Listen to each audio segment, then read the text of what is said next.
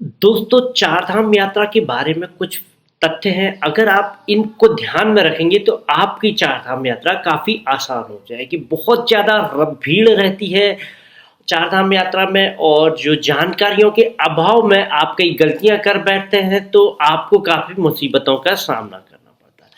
सबसे पहला जो है, आपको चारधाम यात्रा के लिए एक पर्ची लेनी होती है।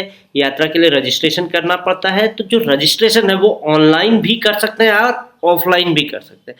कई बार ऑनलाइन जो है वो फुल दिखाता है कि रजिस्ट्रेशन आपका फुल है, तो ऑफलाइन एक बार आप ट्राई कर सकते हैं। आईएसबीटी जो ऋषिकेश है वहाँ पे भी मिलता है, और हरिद्वार में भी है, और देहरादून में भी आपको आईएसबीटी यहाँ पे रजिस्ट्रेशन आपको कराना होगा। ये कराने के बाद जो आपका केदारनाथ धाम है उसके लिए जो गौरी कुंड है वो लास्ट पॉइंट है बाय रोड जाने का। उससे आगे आप रोड से नहीं जा सकते हैं। सोनप्रयाग से गौरी कुंड के बीच में जो 5 किलोमीटर की दूरी है, ये बिल्कुल कच्चा रोड है, मतलब बहुत ही सकरा रोड है, कच्चा रोड है।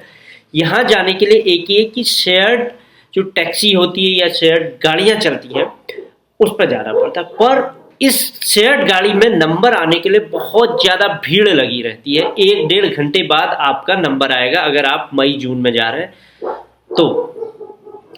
50 रुपए का टिकट होता है, और आप सोचिए 5 किलोमीटर जाने में लगभग आपको आधे घंटे से ज़्यादा का समय लग सकता है, और लाइन में आपको 1 से 2 घंटे खड़ा रहना पड़ेगा इस टिकट का लेने के लिए। तो इस चीज़ का ध्यान दें जब भी आप प्लान करें तो। हाँ, अब आप चलिए गौरीकुंड पहुंच गए, और गौरीकुंड से जो केदारनाथ की दूरी है वो 16 किलोमीटर नहीं है।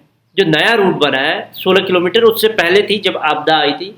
नए रूट में ये दूरी बढ़कर लगभग 22 से 25 किलोमीटर के आसपास हो जाती है। कुछ लोग शॉर्टकट रास्ते से भी जाते हैं पर वो काफ़ी खतरनाक होते हैं। शॉर्टकट रास्ता आप मत अपनाइए।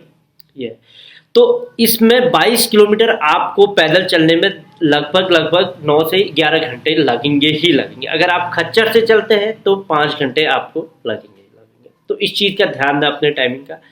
और उसके अलावा जो है, हेलीकॉप्टर से भी आप बुक करा सकते हैं। पहले बुक कराना है 5,000 रुपये में। मतलब हेलीकॉप्टर काफ़ी अच्छा साधन है जाने का। हेलीकॉप्टर से आप बुक करा लें अगर आप चलने में असमर्थ। अब तीसरी जो सबसे आखिरी बात आती है मंदिर में, केदारनाथ मंदिर में दर्शन के लिए। तो जो दर्शन कपाट होते हैं वो एक बार तो सुबह 4 बजे से शाम के 3 बजे तक खुलते हैं, और फिर 5 बजे से लेके रात के 8 बजे तक ये खुलते हैं, और 3 से 5 बजे तक ये बंद रहेंगे। और आपको एक दर्शन पर्ची लेनी होती है, जो कि एक अलग लाइन होती है। जैसे आप मंदिर में घुसते हैं उससे पहले एक लाइन होती है जिसको कहा जाता है दर्शनार्थी पर्ची स्लिप। वो आपको अलग से लेनी होती है। ये पर्ची आप लेंगे और तो उसके बाद आप मंदिर में दर्शन कर सकते हैं। तो पर्ची लेने के लिए एक अलग लाइन होगी और मंदिर में दर्शन करने के लिए एक अलग लाइन होगी। तो आपने पर्ची ले ली तो उसके बाद आप किसी भी समय दर्शन कर सकते हैं। तो आपको कोई रोक टोक नहीं होगा, रोकेगा टोकेगा नहीं। तो इस चीज़ का ध्यान दें। और जो केदारनाथ में, आप केदारनाथ में अगर रुक रहे हो तो टेंट में मत रुकिए। टेंट से अच्छा ऑप्शन होटल होता है, क्योंकि टेंट में जो टॉयलेट वगैरह की होती है वो काफ़ी दिक्कत रहती है। टेम्परेरी टेंट होते हैं, और जो वहाँ पे गर्म पानी वगैरह की भी व्यवस्था उतनी अच्छी नहीं है। तो कोशिश कीजिए आप होटल में रुकें। तो इन चीज़ों का आप ध्यान दीजिए चार धाम यात्रा पर अगर आप जा रहे हो। तो अगर यात्रा संबंधित आपको कोई चीज़ पूछना है, बुकिंग करनी है, तो आप हमें इन दिए हुए नंबरों पे संपर्क कर सकते हैं। वीडियो देखने के लिए आपका बहुत बहुत धन्यवाद।